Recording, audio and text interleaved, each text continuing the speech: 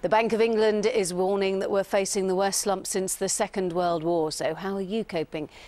Who are you going to call? Well, new research from Director Inquiries shows that calls for information on clairvoyants and palm readers has gone up 161%, whereas calls about churches and other religious organisations has gone down by 24%. We'll hear with their views the psychic June-Elleni Laine and Anglican priest Reverend Joanna. Good morning to you both. June, why do you think people are turning to clairvoyants? Well, I think people are unsure about their lives, how they're feeling, you know, what's going to go forward, and they want some kind of spiritual insight, something that's not logical, something that's maybe reaching outside of the box a little bit. And Joanna, why do you think people are turning away from religion?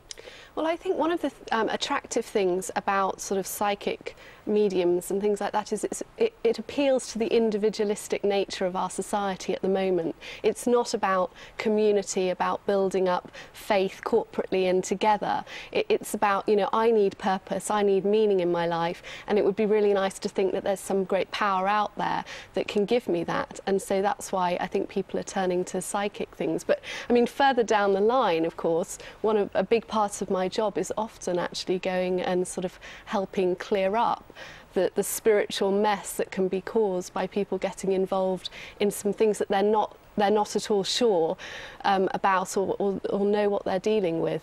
How do you respond to that, June? Well, very simply that the work that I do actually empowers people. I don't need to be a go-between between them and God or the universe. The work that I do is to empower people to actually connect themselves. Most of the work I do is teaching, so I'm not there about saying, oh, look what I can do, look how clever I am. It's about, look what we can do, look how we can connect through various different parts of our brain, go outside of the logical world and actually move into a space that people like Leonardo da Vinci used in the 1400s in order to invent diving equipment and helicopters. So you think it's sort of working in tandem with the religion then? You don't see it as being something... It could be very well working in tandem with religion. I look at it as being spiritual as opposed to religious. I find sometimes the box that religion is contained within is very limiting.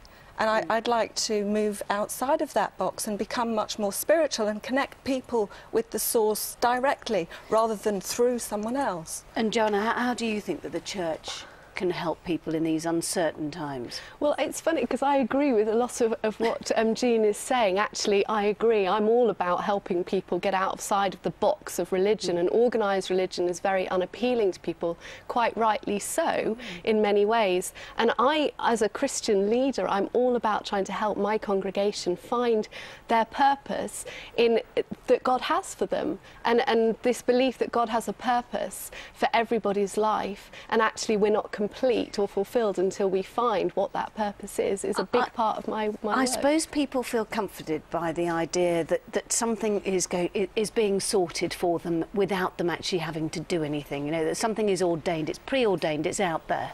That can be very appealing, and of course, you know, the problem is sort of spiritually what people can get entangled up in.